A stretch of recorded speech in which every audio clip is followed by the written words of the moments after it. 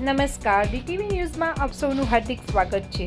અયોધ્યા ખાતે શ્રીરામ મંદિરના પ્રાણ પ્રતિષ્ઠા મહોત્સવના દિવસે દાહોદની પડવાલ હોસ્પિટલમાં ટ્વિન્સ સહિત 6 બાળકો પ્લાન સાથે જન્મ।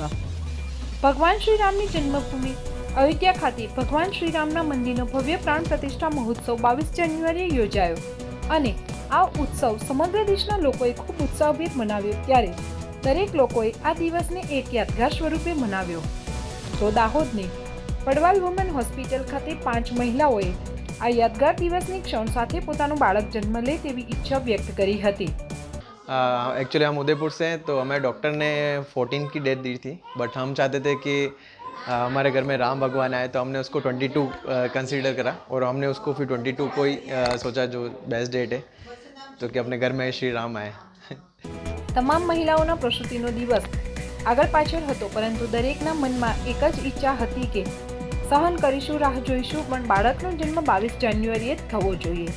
તેવા સૂર સાથે પડવાલ હોસ્પિટલમાં એક મહિલાને ટ્વિન્સ બાળકો સહિત 6 બાળકોનો જન્મ 9 થી 12 વાગ્યાના સમયમાં થયો અને દરેક પરિવારમાં એક અનેરી ખુશી જોવા મળી રહી હતી। સાક્ષાત ભગવાન શ્રીરામના આશીર્વાદ માની તેમના ચહેરા ઉપર ખુશી જોવા મળી રહી હતી। મારું નામ પરાગ પંચાલ છે અને અમારે ત્યાં 20મી તારીખે ડિલિવરીની તારીખ આપેલી હતી, પણ 22મી તારીખના રોજ અયોધ્યામાં રામ ભગવાનના પ્રાણ પ્રતિષ્ઠા પણ હતી અને અમારે ત્યાં ડિલિવરી પણ અમારે ત્યાં 22મી તારીખે જ થઈ। એટલે ભગવાનની અસીમ કૃપાથી અમારે ત્યાં એક બેબીનો જન્મ થયો છે।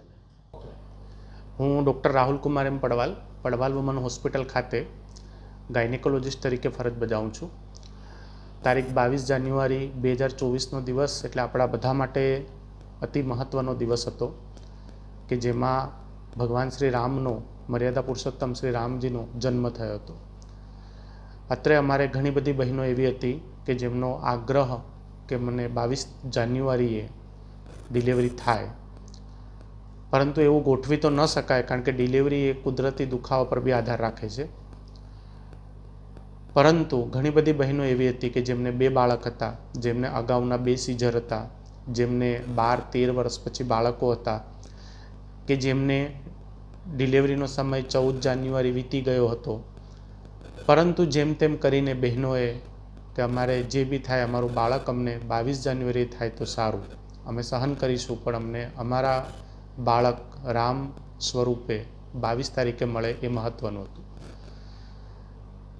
તમામની ઈચ્છા 88 સેકન્ડના મુહૂર્તની હતી, પરંતુ એ તો પોસિબલ ન હતું, એટલે અમે પછી બધાનો ન્યાય મળે એ રીતે લગભગ સવારના 9 વાગ્યાથી 2 વાગ્યા સુધીમાં આવી આશરે 6 બહેનો હતી કે જેમાં સર્જિકલ ઇન્ડિકેશન પણ સિઝેરિયન જ હતું, જે પૈકી એકને ટ્વિન ડિલિવરી હતી અને બાકીના સિંગલ ડિલિવરી હતી। આ પ્રકારની ઘટના અમારે ત્યાં ડિમાન્ડ પેશન્ટની પ્રથમ વખત હતી કે જેમાં આટલા બાળકોનો જન્મ થયો હોય।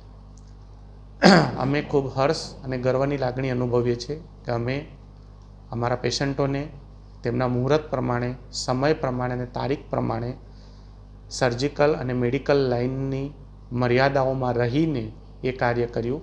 મા અને બાળક તમામ આજે સંપૂર્ણ સ્વસ્થ છે, જેમને કોઈ પણ તકલીફ ન હતી।